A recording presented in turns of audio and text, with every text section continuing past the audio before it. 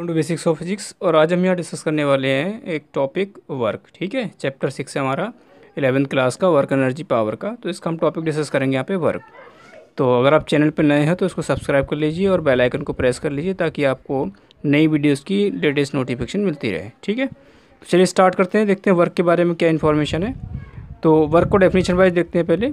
As we know that the work is defined as product of component of force and displacement in the direction of displacement. मतलब क्या हुआ कि ये जो है वो प्रोडक्ट होता है, किसका प्रोडक्ट होता है?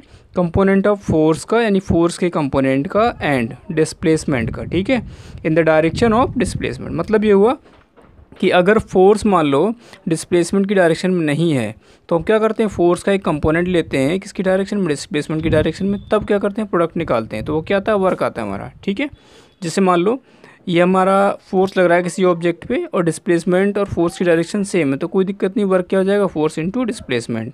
अच्छा, अगर मान लो फोर्स की डायरेक्शन ये है और डिस्प्लेसमेंट डायरेक्शन ये है तो हम क्या करेंगे, फोर्स का एक कंपोनेंट निकालेंगे किसकी डायरेक्शन में, डिस्प्लेसमेंट की डायरेक्शन में। ठीक है, तो हम यहाँ इस डायरेक्शन से इस डायरेक्शन में लेके जाएंगे तो फोर्स क्या हो जाएगा, नेगेटिव हो जाएगा। तो एफ डॉट डी है ना, एफ इंटू डी, तो ये क्या हो जाएगा, हमारा वर्क हो जाएगा।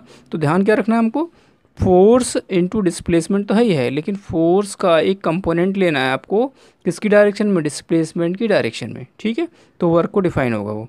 अच्छा, आगे हम देखते हैं, मान लो अगर फोर्स और डिस्प्लेसमेंट कुछ एंगल पे हैं। ठीक है, जैसे कोई ऑब्जेक्ट है उस पर फोर्स लग रहा है इस तरफ और डिस्प्लेसमेंट उसका इस तरफ है, तो डिस्प्लेसमेंट की डायरेक्शन में फोर्स का कंपोनेंट आपको निकालना है पहले।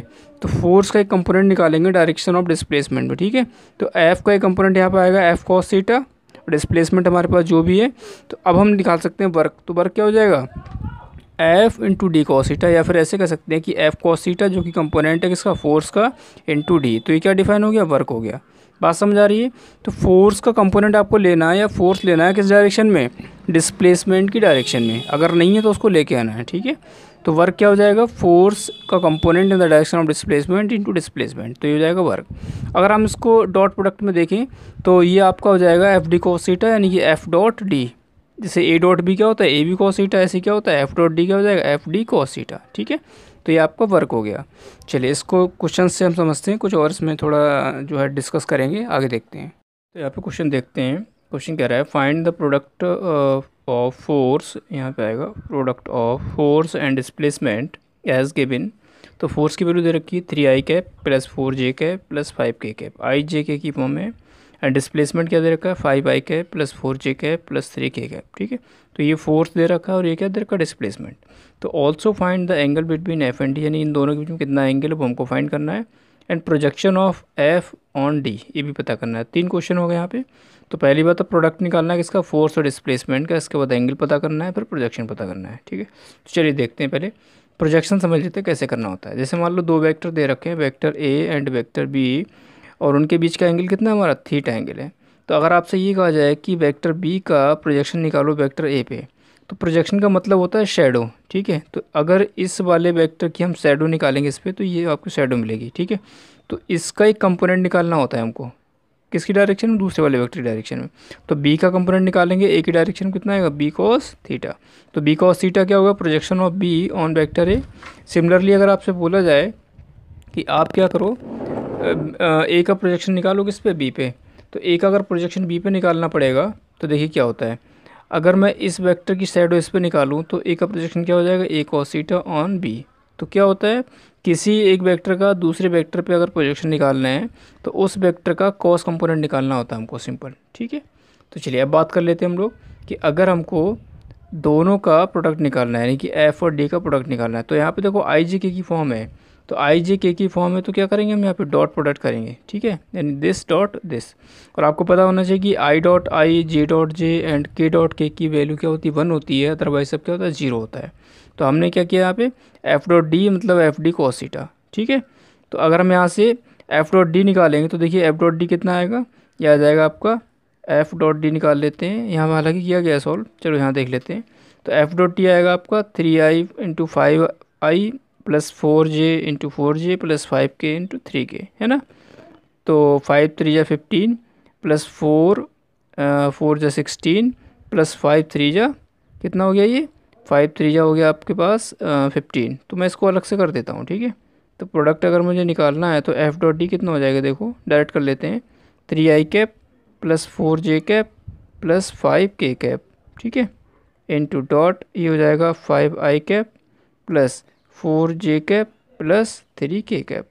तो कैसे करते हैं डॉट प्रोडक्ट, सेम सेम का डॉट बंद करते हैं, बाकी सब जीरो हो जाते हैं। तो 5 3 15, 15 हो गया, प्लस 4 4 16, 16 हो गया, प्लस 5 3 15। तो ये हो जाएगा 15 15 30, 30 एंड 10 40, 46 हो जाएगा, ठीक है। ओके, सो ये आपके पास आ गया। एंड मुझे लगता है कुछ गड़बड़ है यहाँ पे माइनस साइन है। क्या है, माइनस साइन है, इस चीज़ का ध्यान रखना है आपको, ठीक है। तो ये माइनस है, देन ये 15 और ये हो जाएगा कैंसिल आउट एंड बचा 16, ठीक है। तो डॉट प्रोडक्ट कितना आ रहा है आपका, 16 आ रहा है। तो ये पूछा था पहला क्वेश्चन आपका, product of force and displacement. अब पूछ रहा है एंगल पता करो। तो एंगल क्या करते हैं, एफ डी कॉस थीटा से, F dot D is equal to F D cos theta. Cos theta कितना हो जाएगा, F dot D upon F D. तो एफ डॉट डी करना है और एफ और डी की इंडिविजुअल वैल्यू निकालनी। देखिए एफ की वैल्यू कैसे निकालेंगे, इसका अगर मुझे मैग्नीट्यूड निकालना हो तो मैं क्या करूँगा, this square plus this square plus this square and under root, यानी 9 प्लस 16 प्लस 25 का अंडर रूट, तो कितना आएगा 15, ठीक है। डी का करते हैं तो 5 स्क्वायर 4 स्क्वायर एंड 3 स्क्वायर और इनका अंडर रूट, तो ये भी कितना आएगा 50 आएगा। तो एफ और डी की जो वैल्यू अंडर रूट में कितनी आ रही है, 50 इंटू 50, यानी कि ये एफ की वैल्यू होगी इंडिविजुअल और ये किसकी होगी, डी की वैल्यू होगी। कैसे निकाला हमने, एफ का अगर मॉड निकालना पड़े तो मैं क्या करूँगा, अंडर रूट ऑफ 3 का स्क्वायर 9, 4 का स्क्वायर 16, 5 का स्क्वायर 25, टोटल कितना आ गया, अंडर रूट 50। और उसमें डी का मॉड निकालना है तो डी वो कितना आएगा, 5 स्क्वायर 25, 4 16, 3 9, यानी कितनी आएगा, अंडर रूट 15। तो दोनों की वैल्यू आपके पास मिल गई। तो कॉस थीटा हो जाएगा F dot D upon F D. F dot D ऊपर किया हमने, एफ की वैल्यू रखी है, डी की वैल्यू रखी। तो 16/50 हो गया 0.32। तो थीटा अगर निकालना हो तो कॉस इनवर्स 0.32, ठीक है। लास्ट क्वेश्चन है projection of F on D. तो एफ का प्रोजेक्शन निकालना किस पे, डी पे। तो आप क्या करोगे, एफ कॉस थीटा निकालोगे, जैसे आपको बताया गया था ऊपर। तो एफ कॉस थीटा निकालोगे तो एफ की वैल्यू कितनी, √15, कॉस थीटा कितना आपका 0.32। तो ये आपको क्या है, projection of F on D.